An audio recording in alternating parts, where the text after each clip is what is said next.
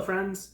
This week I am coming to you with another tarot review, this time the DC Tarot deck. Let's get into it. Like many fan decks, the DC Tarot has a handful of things that I really like about it and some other things that I feel missed the mark.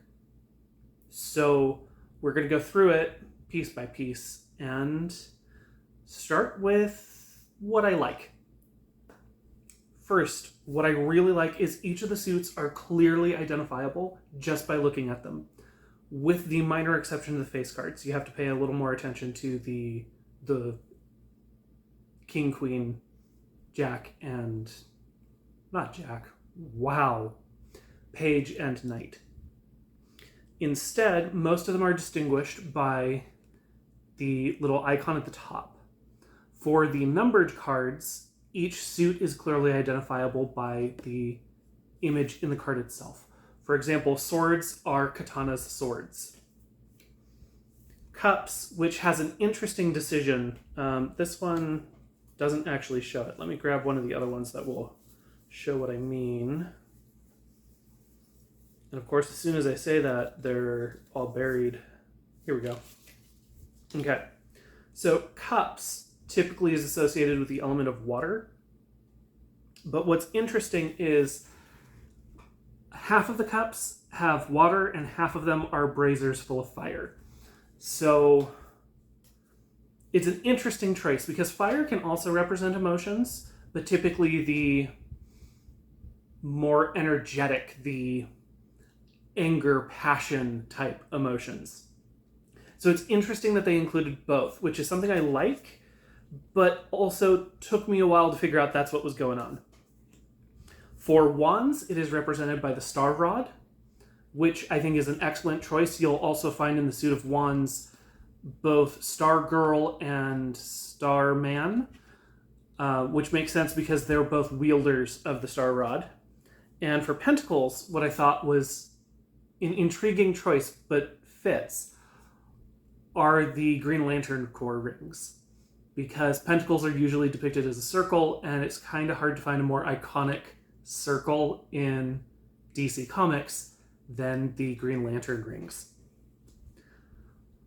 All in all, I think they did a good choice on the items that they have used to represent the various suits. And unlike the Marvel deck, where I had a lot of strong opinions about who they chose to represent the various major arcana, DC was a slam dunk. Whoever they had doing this really understood the assignment, and it was a slam dunk, and I will show you what I mean. So, first off, the Fool. Harley Quinn. Specifically Harley Quinn after she's done with all the insanity with the Joker, which I think was an excellent choice. Now one that I could see people being a little more controversial about, because the Magician is typically a masculine card, but they use Zatanna. But when you're looking at the roster of DC characters and DC heroes, it's kind of hard to find a more archetypal magician than Zatanna. You could make an argument for Dr. Fate, which is also in here, but he's the Hierophant, which is also an excellent choice, because in DC Comics, the Dr. Fate is also more of a primordial power, which doesn't quite fit with Magician as much as Zatanna does. Some other ones that I thought were excellent, their choice of character to represent the devil is John Constantine, which... it's delightfully macabre, and because the Devil card is all about our addictions, it's about what we are being enslaved by, John Constantine is a character of addiction. He is a character of treading that fine balance between wheeling and dealing with darker powers and also winning through cunning. So I think he was an excellent choice. And Then we've got a handful of others, because honestly, you can't talk about DC without talking about a handful of these characters. But we'll get to the big three in a little bit. Let's go here. For the Moon, they use Selina Kyle, aka Catwoman, which again, I think is an excellent choice. Because as a character, she's all about misdirection. She's about having that alter ego of the socialite, who is polite company, who is the picture of just grace and social graces, and at night she runs around stealing things. So I think that was another excellent choice. The Chariot, they almost got a little too spot on, who's also a character that you can't really talk about DC without talking about, who is the Flash. Talk about fast changes. Particularly considering half the time when the Flash makes changes to the DC continuity, it is a wonderful thing, but then he also contains the power to completely destroy the timeline. So that was an interesting choice. And a very accurate one in my mind. Coming back to another card where they kind of flipped the gender, but I'm okay with it. For the World, they put Swamp Thing. So for those who are unfamiliar with Swamp Thing, he is the embodiment of the green, or the living force of the planet. All that is made up in nature. So even though the World is typically depicted as a feminine figure, in the lore of DC Comics, this is the perfect choice. So now we're up to the big three. What did they choose to do with Batman, Superman, and Wonder Woman? So we'll start with Batman, who is Judgment, which I think is a fantastic choice. Because if you read the comics and watch all of, not so much the live action movies, but the animated movies, Batman embodies the concept of justice. He doesn't care about the law, he cares about what was right. And he has a strict moral code. Closely related with Wonder Woman is Justice. Because Wonder Woman, in addition to having that very strict moral code, she's all about truth. Hence her lasso of truth.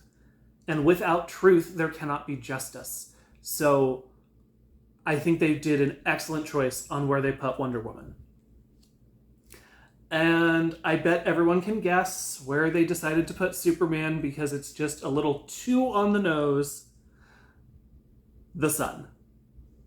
And pairing with this, I want to point out that they also put Wonder Woman, or Wonder Girl, depends on what era of the comics you're talking about, as the Star, which still, perfect sense. They derive their powers from yellow stars, or in our case, the sun.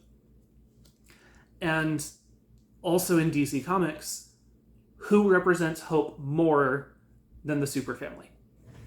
Okay, now that we've gotten through what I really like, a handful of things that I do not like. First, I don't like how they did the back of the cards, because if you pay close attention, each of the four corners has a different icon. You can tell as you're playing the cards out whether it is upright or reversed. I know it's nitpicky, but that's the one thing that really stood out to me. Also, the DC logo will be upright or upside down, which I know it's a small thing, but it bothers me. Some of the other things about this deck. A lot of the meanings of the cards, they're relying very heavily on your understanding of DC Comics, which is not necessarily a bad thing.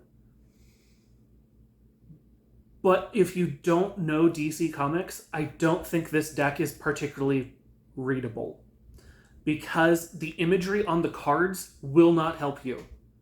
Because just seeing a cowled man over a city does not really embody the concept of judgment.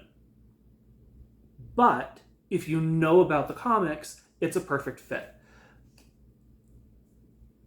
Like I said, just a handful of things, quite literally too, that bother me about this. Although simultaneously, I don't know how you would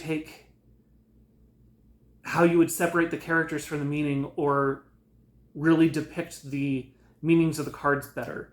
Some of them are just a little too hard to do that with. I mean, there are subtle nods in a lot of them, like with the Fool. You do see Harley on the edge of a cliff, aka the top of a building. But simultaneously, it's, again, like I said, it's nitpicky. The booklet that comes with it, excellent. It has a both full image of the card, the depiction for both upright and reversed. It has a section at the very beginning, if I can get to the right page, for both just a general introduction to tarot for people who bought it because it's a DC product, not necessarily because it's a tarot deck. It has a section for understanding the various suits and what the general vibe of each suit is, and includes a getting to know you reading. In addition to that reading, they also have a few suggested readings in the back, which are DC themed. One for the Watchtower, which is a 6 spread, Task Force X, which is just 5 cards and an X, and the Trinity, also known as Batman, Superman, Wonder Woman. And I like this one because it's a very simple 3-card spread that, for someone who's familiar with the comics, will very easily be able to remember. So overall, how do I rank this deck? First off, the art is beautiful. So it gets full marks on the art. It's all the light and shadow in each of these cards. Just for example, on the Supergirl, you can clearly tell where all the lighting is. There was so much attention to detail in this artwork. So if you like comic book artwork, beautiful choice. I appreciate that each of the suits is clearly identified at the top. It makes it get full marks for the distinguishing factors so that you know which suit each card is as you're playing it. There's not any confusion of which card belongs to which suit. And full marks for the book, which I already went through, and came with a very sturdy box. Not just like double thick cardboard, but also a nestled part inside to keep the cards from sliding around, keep them from getting bent, and a ribbon to be able to actually get them in and out easily. So overall, because I do have those handful of nitpicky things that I don't quite like about it, it doesn't get perfect marks, but I would definitely rank this 4.8. I think 4.8 out of 5. Hope you liked the video and that you might have derived some benefit from it. If you did, consider giving it a like, follow, and possibly subscribing. Until next time, walk in the light, my friends.